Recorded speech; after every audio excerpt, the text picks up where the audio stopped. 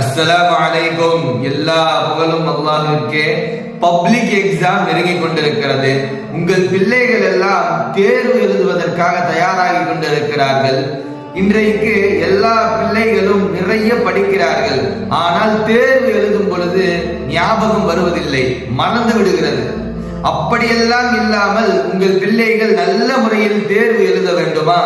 இந்த துஆவை சொல்லிக் கொடுங்கள். அல்லாஹும்ம தக்கிர்னி மின்ஹுமா நஸீது வ அல்லிம்னி மின்ஹுமா ஜஹில்து. அல்லாஹும்ம தக்கிர்னி மின்ஹுமா நஸீது.